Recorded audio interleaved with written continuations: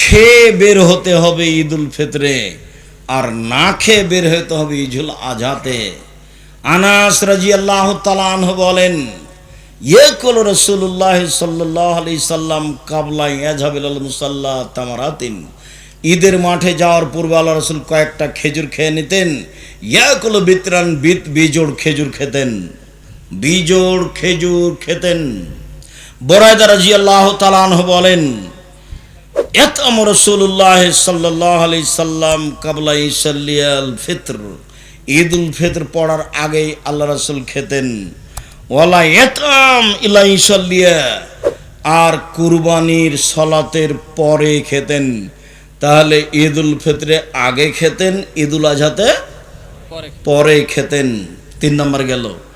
4 নম্বর হলো কখন বের হবেন ঈদের সালাতের জন্য। আব্দুল্লাহ ইবনে বুসর রাদিয়াল্লাহু তাআলা আনহু বের হলেন তার কিছু জনগণকে নিয়ে। ঈদের মাঠে পৌঁছালে তিনি ফাআনকারা ইবতাল ইমামে, ইমাম দেরি করে সালাত আদায় করেছেন, এটাকে তিনি নাকচ করে দিলেন। এত দেরি করে সালাত আদায় করলেন কেন? হিনা তাসবিহ, সেটা হলো চাস্তের সময়, 7টা 7:30টায় সালাত আদায় করেছে। তখন আব্দুল্লাহ ইবনে বুসর বলছেন, আপনার এটা ঠিক হয়নি।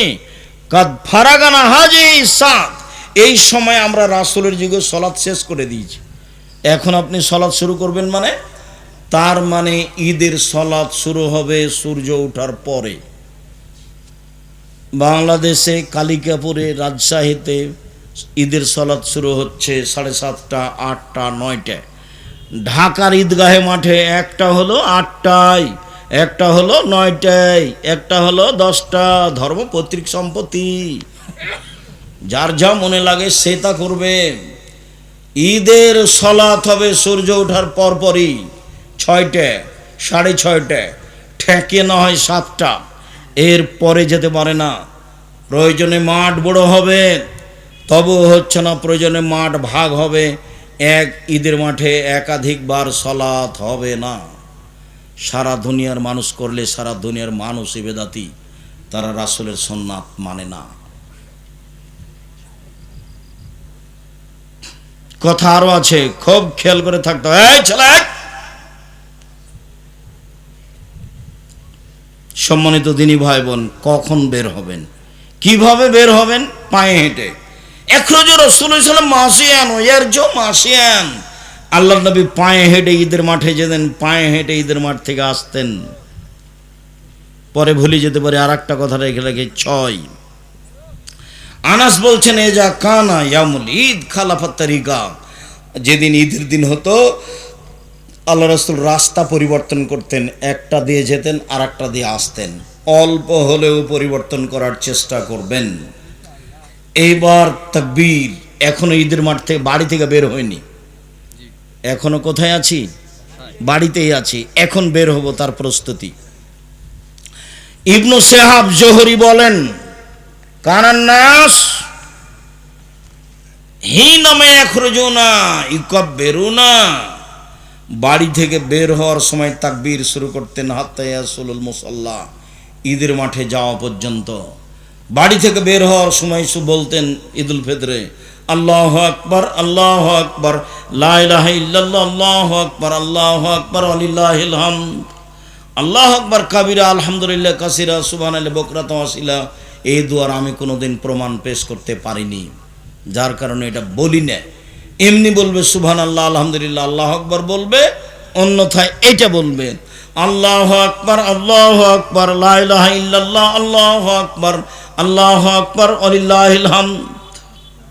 হাত্তা ইয়াকসুরুল ইমাম, ইমাম যখন সালাতের জন্য বের হবে তখন এটা বন্ধ হয়ে যাবে। সারাদিন চলবে, তার এটা নিশ্চিত বিবরণ পাওয়া যায় না। তবুও বললে একদিন, ফজরের পর থেকে নিয়ে সূর্য ডোবা পর্যন্ত ঈদুল ফিতরে, আর ঈদুল আজহাতে হবে 1 তারিখ থেকে নিয়ে 13 তারিখ পর্যন্ত। ওটা লম্বা হয়ে গেল। ওই 10 দিন যে খুব দামি দিন, কি দিয়ে দাম পার করবেন? দামি যে, তো কি দিয়ে দাম দিবেন? 1 তারিখ থেকে 13 তারিখ পর্যন্ত চলবে।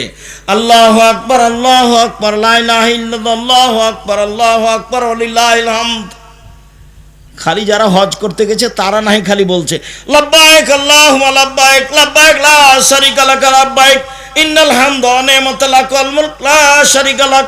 তোমার দরবারে উপস্থিত, আমরা তোমার দরবারে উপস্থিত, প্রশংসা তোমার, অনুগ্রহ তোমার, রাজত্ব তোমার, কোনো শরীক নাই তোমার। লাব্বাইক আল্লাহুম্মা লাব্বাইক লাব্বাইক লা শারীকা লাক লাব্বাইক ইন্নাল হামদা ওয়া নি'মাতা লাক ওয়াল মুলক লা শারীকা লাক। ওরা না এটা বলছে, আমাদের বলার কিছু নেই, আমরা একবারে মাঠ ঘাট একাকার করে দেবো।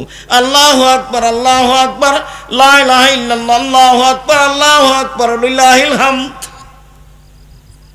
ইখরুজ আবু হুরায়রা আব্দুল্লাহ ইবনে উমর ইলা সুক ফিল আইয়ামিল আশর। আব্দুল্লাহ ইবনে উমর আবু হুরায়রা যুলহিজ্জার 1 তারিখ থেকে নিয়ে 13 তারিখ পর্যন্ত বাড়ি থেকে বের হতেন বাজারের দিকে, রাস্তায় বলতেন আল্লাহু আকবার আল্লাহু আকবার লা ইলাহা ইল্লাল্লাহ আল্লাহু আকবার আল্লাহু আকবার লিল্লাহিল হামদ। ওই কবরে নাস মা তাকবীরাতিহিমা, ওদের দুইজনের সাথে যারা শুনতো রাস্তাঘাটে বাজারে তারা বলতো আল্লাহু আকবার আল্লাহু আকবার লা ইলাহা ইল্লাল্লাহ আল্লাহু আকবার আল্লাহু আকবার লিল্লাহিল হামদ। পুরুষেরা এবার ঈদের মাঠে যাচ্ছে, তাহলে মহিলাদের সাথে নেন, তারপরে তখন ঈদের মাঠ। এখন আমরা কোথায় আছি? রাস্তায়, বাসা থেকে বের হচ্ছি, মহিলারাও বের হবে। উম্মাতিয়া রাদিয়াল্লাহু তাআলা আনহা বলেন উমিরনা নুখরিজাল হুইয়া জাতিল খুদুরে, আমাদের ঋতুবতীদেরকে ঈদের মাঠে যেতে বলা হয়েছে, যুবতী মেয়েদেরকে বলা হয়েছে ভালো মহিলা তো ঈদের মাঠে যাবেই, ঋতুবতীও যাবে। আব্দুর রাজ্জাক সাহেব কালিকাপুরে মহিলাদের ব্যবস্থা নেই বলে ওরা কি আরে ধানের কি আরে দাঁড়াবে, মাঠে রাস্তায় দাঁড়াবে। গ্রামবাসী করে না কেন? সাথে সাথে করতে 24 ঘন্টার মধ্যে মহিলাদের জন্য ঈদের ব্যবস্থা করতে হবে। সব কিছু হয়, এটা হয় না, দুনিয়া হয়, বাড়ি হয়, বিল্ডিং হয়, এটা কেন হয় না? এটা হবে বলে জায়গা নেই, যদি স্কুল মাঠে হবে, ওই জায়গা বাদ। কোথায় হবে? আগামীকাল থেকে স্কুল মাঠে হবে, কোনো এক জায়গাতে। ছেলেদের খেলার জায়গা হয়, সলাতের জায়গা হবে না, ফাঁকা জায়গায়। একটু এখন বলবো ফাঁকা জায়গায় কোথায় সলাতে হতে হবে তার। এখন চলে আসে ঈদের মাঠে। এইবার ঋতুবতী মহিলারা ঈদের মাঠে যাবে, ভালো মহিলা তো যাবেই। সলাতের সময় ঋতুবতী মহিলারা পৃথক হয়ে থাকবে। ইয়াশহাদুনা জামাতাল মুসলিমিনা দাওয়াতাহুম, তারা মুসলমানদের তাকবীরে দুয়াতে শরীক হবে এবং বক্তব্য শুনবে। ইকাব্বিরনা মান নাস, ঋতুবতী হায়জলা মহিলারা বলবে লাব্বাইক আল্লাহুম্মা লাব্বাইক লাব্বাইক লা শারীকা লাক লাব্বাইক। মহিলারা বলবে আল্লাহু আকবার আল্লাহু আকবার লা ইলাহা ইল্লাল্লাহ আল্লাহু আকবার আল্লাহু আকবার লিল্লাহিল হামদ। ঋতুবতী হায়জলা মহিলারা বলবে আল্লাহু আকবার আল্লাহু আকবার লা ইলাহা ইল্লাল্লাহ আল্লাহু আকবার আল্লাহু আকবার লিল্লাহিল হামদ। তো তাহলে মধ্যেখানে কথা বলেনি, এখন মহিলার হজ তো ওরও তো ঋতু হয়ে গেছে, তাহলে ওও বলবে লাব্বাইক আল্লাহুম্মা লাব্বাইক লাব্বাইক লা শারীকা লাক লাব্বাইক ইন্নাল হামদা ওয়া নি'মাতা লাক লা শারীকা লাক। ঋতু অবস্থায় কোনো মহিলা কাবা ঘর তওয়াফ করতে পাবে না, এটা বন্ধ থাকবে। সালাত তালবিয়া চলবে। ঋতুবতী মহিলার হজ করতে গিয়ে ঋতু শুরু হয়ে গেলে, হাই শুরু হয়ে গেলে কাবা ঘর তওয়াফ করা নিষেধ, সালাত আদায় করা নিষেধ, এই দুটা কাজ বন্ধ। বাকি কোরআন মাজিদ পড়বে, হাজিরা যা করে তাই কোরআন মাজিদ ধরে পড়বে। হায়জলা মহিলা কেন হাজিরা ধরে পড়ছে? আল্লাহ রাসূল বলছেন ইসলাম আয়াসুল হজ। আয়েশা কাঁদছো কেন? বলে এই যে আপনারা তো উমরা নিয়ে যাবেন, হজ নিয়ে যাবেন, আমার এখন হায়েজ হয়েছে, আমার তো উমরা হলো না, আমি এখন কি করি, তাই আমি কাঁদছি। আর এগুলো তো আদমের মেয়েদের উপরে ফরজ করা হয়েছে, তুমি চিন্তা করো কেন? হ্যাঁ, ইসলাম আয়াসুল হজ, হাজিরা যা করে তুমি তাই করো। তুমি কাবা ঘর তওয়াফ করবে না আর সালাত আদায় করবে না, বাস হাজিরা যা করে তাই করো। হাজিরা বলে লাব্বাইক, তুমিও বলো লাব্বাইক। হাজিরা বলে সুবহানাল্লাহ, তুমিও বলো সুবহানাল্লাহ। হাজিরা কোরআন তেলাওয়াত করো, তুমিও কোরআন তেলাওয়াত করো, যা আছে সবই করো, শুধু দুইটা কি বলেন তো? দুইটা কি? এক সালাত আর তওয়াফ, এটা করতে পারবে না। ঋতুবতী মহিলার ঈদের মাঠে যাবেই। একজন মহিলা বলল আল্লাহ রাসূল এহদানা লাইসা লাহা জিলবাব, আমাদের অনেকের মহিলাদের না কারো কারো চাদর নাই, তো কি গায়ে দিয়ে যাবে? দেখছেন চাদর লাগবে। উপস্থিত বৈঠকের মুসলিম বোন, আপনি ওভাবে এসছেন কেন? ছোট ব্লাউজ পরে দেবরের মোটরসাইকেলে এসছেন আপনি, ছি ছি ছি ছি। দেবরকে ওভাবে ভালোবাসছেন কেন? দেবর আপনার দেবর, তাকে মূল্যায়ন করতে হবে, এ কথাই ঠিক। কিন্তু ভালোবাসা দিয়ে আদর করে কথা বলে মজাক করে তাকে সম্মান করতে হবে, এ কথা ঠিক নয়। আমাদেরও বাড়িতে আছে পুরুষ নারী, ও একজন আর একজনকে জানে না। আমার একটাই ছোট ভাই মুস্তফা কামাল, একটাই, আমরা দুই ভাই। এখন পর্যন্ত মুস্তফা কামাল জানে না যে ওর ভাবি কেমন, অথচ ও আমাদের বাড়িতে আছে, থাকছে, খাচ্ছে। ওই কিছুদিন থেকে একটু কমেছে, এই অল্প কয়েকদিন থেকে, 2, 4, 5, 7 বছর থেকে হতে পারে। সম্মানিত দিনী ভাই বোন, ওটা ব্যক্তিগত ব্যাপার। যখন মানুষ নিজ স্বাধীনতা, নিজের মান সম্মান বিবেচনা করে কোনো মহিলা, তখন সে পথঘাট বের করে নেয়। কোনো মহিলা যখন নিজের পর্দাকে নিজে রক্ষা করব মনে করে, তখন কি করে নেয়? পথঘাট বের করে নেয়। কিছু কঠিন হতে পারে, হয় স্বাভাবিক। সম্মানিত দিনী ভাই বোন, কোথায় আছি এবার? ঈদের মাঠে। ঈদের মাঠে এবার চলেন, ঈদের মাঠে যাই। ইখরাজ রাসূলুল্লাহ সাল্লাল্লাহু আলাইহি ওয়াসাল্লাম ইলাল মুসাল্লা তুহমালুল আনাজা, একটা লাঠি সাথে নিয়ে যাওয়া হতো।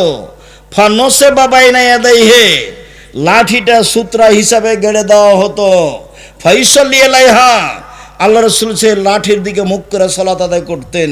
ওয়া না যালিকা লা ফাদা ফিহা ইস্তাতারু বিহি, লাঠি গাড়া হতো কেন? ঈদের মাঠে কোনো কিছুই ছিল না যা সামনে রেখে সালাত আদায় করা যায়, এই জন্য ফাঁকা জায়গায় ঈদের সালাত হতো। এই জন্য শুনুন, খুব ভালো করে শোনেন, আল্লাহর নবী ফাঁকা জায়গায় যাচ্ছে ঈদের সালাত আদায় করতে, মসজিদের নববীর উপর দিয়ে যাচ্ছে। মসজিদে নববীর এক সাইডে বসবাস করেন।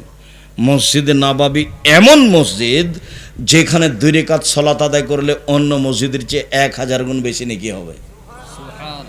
এই মসজিদে পাড়া দিয়ে, পা দিয়ে, ওর ওপর দিয়ে হেঁটে 500 গজ দূরে গিয়ে ফাঁকা জায়গায় সালাত আদায় করছেন, সেখানে কোনো কিছুই নেই। অতএব ঈদের মাঠকে বাসর ঘর করে সাজানো হারাম। ঈদের মাঠ মেহরাব তৈরি করা হারাম। ঈদের মাঠে মিম্বার তৈরি করা হারাম, বিদাত।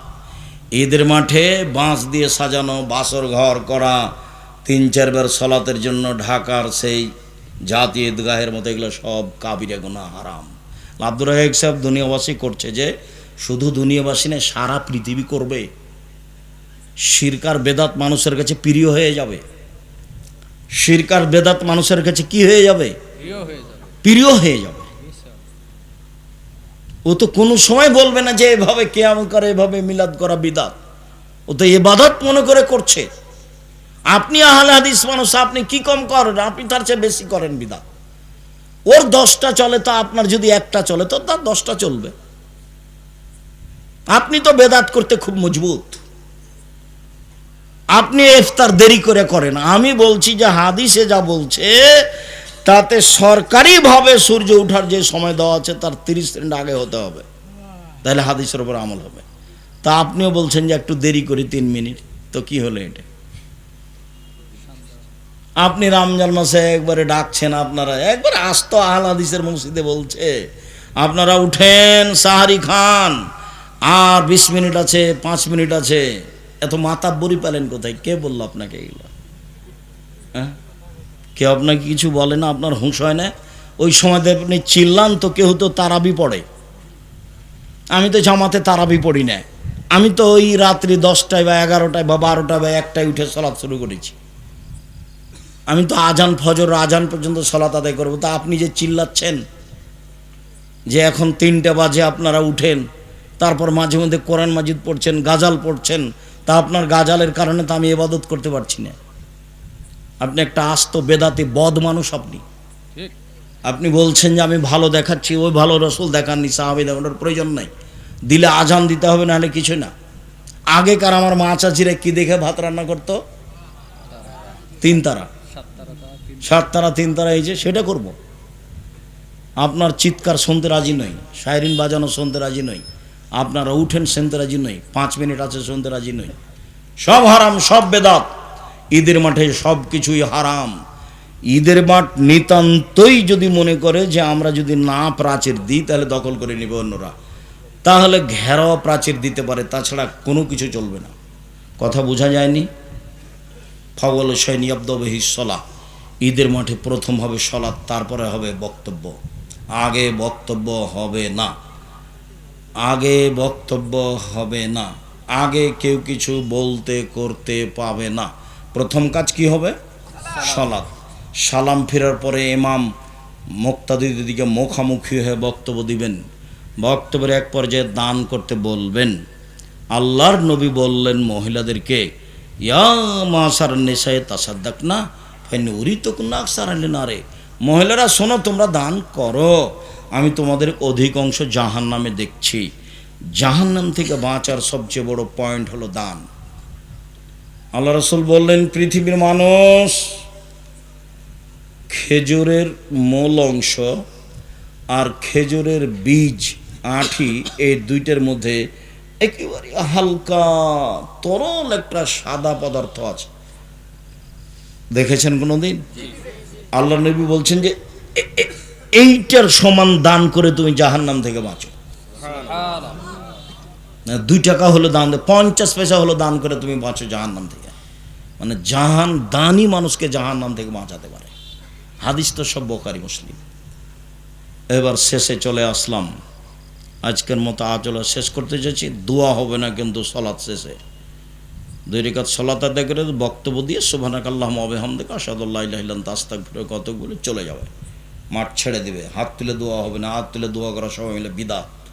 সারা দুনিয়ার মানুষ করলেও বিদাত, একাই করলেও বিদাত। হাত তুলে দোয়া করা ব্যক্তিগত ব্যাপার। যেটা বললাম সালাতের ব্যাপারে সেটাই করতে হবে, এটাই নিয়ম। জোর করে আর একটা কিছু করলে ও করাই হবে। হুজুরের দাপটে হবে, হুজুর তো বলেছে, কে বলছে 7 ভাগে কোরবানি চলবে না, তা আপনিও করলেন, হলো।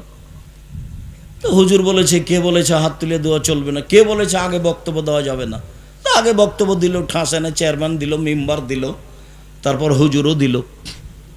আমি যদি কোনোদিন কোনো মাঠে উপস্থিত হই, চেয়ারম্যান তো বহুদূরের কথা, উপর থেকে উপরে যারা আছে এমন কোনো মানুষ থাকবে না মাঠে যে সাহস করতে পারে আমার সামনে বক্তব্য দিতে পারে। ওই হিসাবে আমি রাখি না, ওকে আমি উঠাই আর বসাই, বসাই। আল্লাহ কোনো দিন পিছে নিয়ে যায়নি, আল্লাহ ওইভাবেই রেখেছে। আলহামদুলিল্লাহ, আলহামদুলিল্লাহ, আলহামদুলিল্লাহ, আলহামদুলিল্লাহ। কোনো দিন আল্লাহ কোনো মানুষের অধীনে রাখেনি, একবারে ফ্রি রেখেছেন, যার কারণে কোরআন হাদিস খুব স্বাধীনভাবে বলতে পারি আলহামদুলিল্লাহ। কোন সময় কোনো বাধার মুখোমুখি হয় না। কেউ যদি পথ খরচ না দেয় তাতে আসে যায় না, ওকেই পাল্টা পথ খরচ দেবো ইনশাআল্লাহ। যার জন্য আল্লাহর শুকরিয়া আদায় করি, মাঝে মধ্যে সিজদা করে শুকরিয়া আদায় করি। আলহামদুলিল্লাহ, তোমার শুকরিয়া আদায় করি। ভুল ত্রুটি যদি হয় তুমি মাফ করো, আমার ভুল দিয়ে তুমি জামিয়া সালাফের ক্ষতি করো না। আমি মানুষ হিসাবে ভুল করে জামিয়া সালাফের ক্ষতি করতে চাই না। তুমি সর্বশক্তিমান, তুমি জামিয়া সালাফে কবুল করো। সম্মানিত দিনী ভাই বোন, আব্দুল্লাহর মিন্নাতুল বারী 2য় খণ্ড বের হয়েছে। ব্যতিক্রম বই বুখারীর ব্যাখ্যা 2য় খণ্ড। অনেক বড় সাধনার কাজ, অনেক বড় কাজ, অনেক বড় সাধনার কাজ। ওটা আপনাদেরই ছেলে, আপনাদেরই ভাই, দোয়া করবেন তার জন্য। তার কয়েকটা বই আছে, আর আমিও খাকসার আমারও কিছু যেগুলো বই আছে, সবাই নিয়ে যাবেন আলিতে সম্পত্রিকা, কেউ ছেড়ে যাবেন না, এটা আমার অনুরোধ। 30 টাকাতে একটা পত্রিকা নিয়ে যাবেন, আপনার টাকা দিয়ে কিন্তু পত্রিকা ছাপে, 2.5-3 লাখ টাকা হয়, প্রশ্নের উত্তর হবে না। তো আমার দিনী ভাই বোন সবাইকে বলছি, ওই আর আব্দুল্লাহ না, প্রশ্নের উত্তর হবে না, ওই প্রশ্নের উত্তর পত্রিকায় আসবে। ওই আছে আব্দুল্লাহর সিলেবাস আছে, মক্তব পরিচালনার সিলেবাস। আমি আপনাদেরকে যে আলোচনাটা করলাম সে আলোচনা মেনে যাওয়ার অনুরোধ জানাচ্ছি। এবং সবাকেই দুয়ার বই আছে, নামাজের উপরে আমার লেখা বই আছে, এসব বইগুলো সবাকে নিয়ে যেতে বলছি। টাকা না থাকলে একটা পত্রিকা হাতে করে যাবেন, আব্দুল্লাহর সিলেবাস নিয়ে যাবেন, আলিতে সম পত্রিকা নিয়ে যাবেন 30 টাকা দিয়ে। আমার দিনী ভাই বোন, যারা আমার দিনী বোন আছেন, তারা দেখেন বেগম রোকেয়া বই লিখেছিল অবরোধবাসিনী, বেগম রোকেয়ার বিপরীত বই লেখা হয়েছে কেন হবো অবরোধবাসিনী। তো আব্দুল্লাহর মিন্নাতুল বাড়ি সবাই নিয়ে যাবেন, বই পুস্তকগুলো স্টেক্সে নিয়ে যান। আমার দিনী ভাই বোনকে বইগুলো সংগ্রহ করার অনুরোধ জানিয়ে আপাতত আজকের মতো কথা এখানে শেষ করলাম। একটা বই